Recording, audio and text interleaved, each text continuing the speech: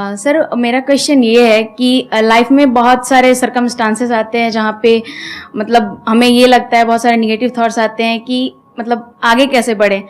How to get rid of fear of failure. Sir कैसे हम इसको हैंडल करें। अगर हम कोई किसी चीज़ को शुरू करना चाहते हैं सर, तो हमारे दिमाग में बहुत सारे निगेटिव थॉट्स चलते रहते हैं, हो पाएगा नहीं हो पाएगा, बहुत तरह के नेगेटिव क्वेश्चंस आते रहते हैं सर। तो इसको कैसे हैंडल करना है सर इस सिचुएशन को। फियर ऑफ फेलियर थोड़ा सा ठीक भी है जी। ये हमें रोकता है उन दिशाओं में जाने से जहां हमें जाना भी नहीं चाहिए। जैसे मान लीजिए मैं सोचूं कि मैं फुटबॉल प्लेयर बन जाऊं, मुझे पता है कि नहीं बन पाऊंगा, मेरी फिटनेस वैसी नहीं है, तो मुझे ये फियर रोक लेगा। ठीक बात है ना। ये जरूरी नहीं है कि आप दुनिया में हर चीज के लिए ठीक हो।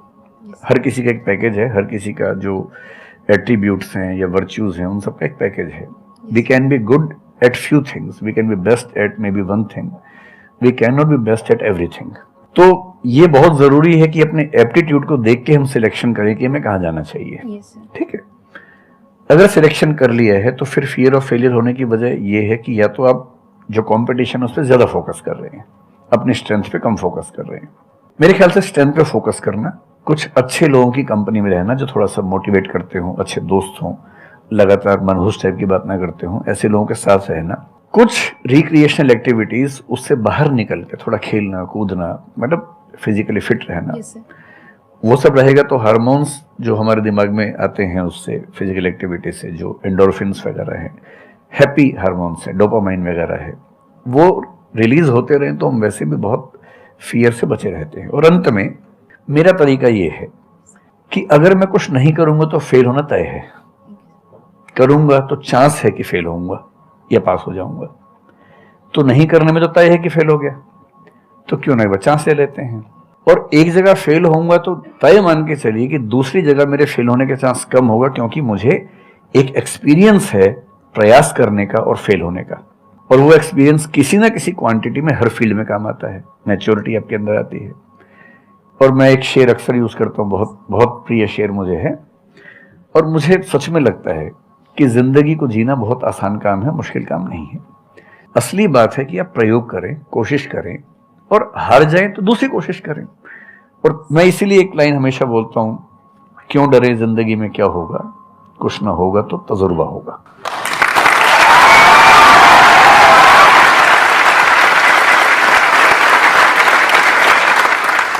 मुझे भी सर के जैसे मोटिवेशनल स्पीकर बनना है सर, पर मैं ये सोचती हूँ कि अगर मैं वीडियो बनाऊंगी, कंटेंट बनाऊंगी, तो संदीप सर को छोड़ के या फिर बहुत बड़े बड़े मोटिवेशनल स्पीकर्स हैं उनको छोड़ के मुझे देखेगा कौन। मतलब ये मेरे अंदर थॉट्स आते हैं कि अभी मेरा मतलब मैं 19 ईयर की हूँ, तो मैं जब वीडियो कंटेंट बनाऊंगी तो मैं कुछ, मुझे ऐसा मतलब मेरे अंदर ये थॉट है कि मैं कोई बड़ा आदमी नहीं हूँ या फिर कुछ बड़ा नहीं हूँ, तो मैं ये वीडियो कैसे डाल सकती हूँ। लोग क्या सोचेंगे कि मतलब तू ये तो खुद कुछ नहीं है और लोगों को मोटिवेट कर रहा है, ऐसा मेरे अंदर थॉट आता है। पहले या तो कुछ कर लीजिए जिंदगी में, उसके बाद मोटिवेट कर लीजिए। और नहीं तो मोटिवेशन एक पूरी साइंस है, साइकोलॉजी से जुड़ी साइंस है, उसको ठीक से पढ़ के रिसर्च करके उससे बात कीजिए। शुरू में तो जब इन्होंने भी शुरू किया होगा, कहाँ शुरू में लोग जानते होंगे, बड़ी लंबी स्ट्रगल होती है किसी भी फील्ड में, इतनी लंबी स्ट्रगल है। देखिए जो आदमी सफल है ना, आप ये जो हमारा वर्तमान है ये ऐसे ही नहीं बन गया है। हर सफल आदमी का एक बहुत लंबा अतीत होता है जिस पर नजर किसी की नहीं होती है। और बशीर बद्र ने एक बड़ी गहरी बात कही थी, ये फूल मुझे कोई विरासत में मिले हैं, तुमने मेरा कांटों भरा बिस्तर नहीं देखा।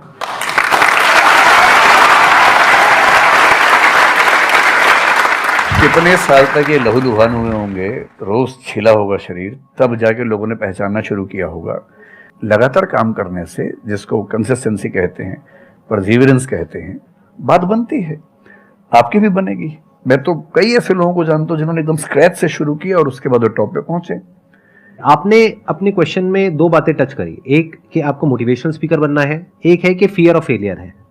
एक तो ये फियर ऑफ फेलियर को हटाइए, अगर आपको मोटिवेशनल स्पीकर बनना है तो अपने माइंडसेट को रखिए एक्सपेरिमेंटल माइंडसेट। आप ये समझिए life is like an experiment. एक साइंटिस्ट का माइंड कैसा होता है, वो ये थोड़ी ना सोचता है कि मैंने ये एक्सपेरिमेंट किया, ये फेल हो गया तो क्या होगा। उसको पता है failure is the part of success. जब तक 20-30 बार, 50 बार, 100 बार कोई एक्सपेरिमेंट फेल नहीं हुआ, इसका मतलब वो कुछ नया ट्राई नहीं कर रहा, इसका मतलब वो तो रिपीट कर रहा है। जैसे स्कूल में बच्चे करते हैं लेबोरेटरी में कि बुक में देखा बस उसको कॉपी किया, तो दोनों में फर्क हो गया ना। एक है कुछ नया डिस्कवर करना, कुछ नया क्रिएट करना, एक है जो क्रिएट हो चुका है उसको रिपीट करना। तो you are talking about becoming a motivational speaker. तो अगर आप मेरे जैसे बनेंगे तो कोई क्यों देखेगा आपको? आपको तो अपने जैसा बनना पड़ेगा ना। तो अब उसमें क्या करना पड़ेगा? अब आपको क्या पता कि आपके अंदर ऐसा क्या है जिसको लोग देखना चाहें? उसके लिए तो एक्सपेरिमेंट करना पड़ेगा, ट्राई करना पड़ेगा। एक तरह से आप वीडियो बना के डालोगे, कोई नहीं देखेगा। दूसरी तरह से बना के डालोगे, कोई नहीं देखेगा। फिर तीसरी तरह से, फिर चौथी तरह से। हो सकता है 6 महीने बाद, 1 साल बाद, 2 साल बाद जा करके कहीं थोड़ा सा कुछ ऐसा क्लिक हो जाए जो हो सकता है आपको लग रहा था कि शायद ये नहीं होगा और वो क्लिक हो जाए। बट ये सब होता उसी के साथ में जो कुछ कर रहा होता है, जो कुछ ट्राई करता है। जैसे ट्राई करोगे तो हो सकता है हो जाए, नहीं करोगे तो पक्का है नहीं होगा, जैसा भी सर ने थोड़ी देर पहले कहा था।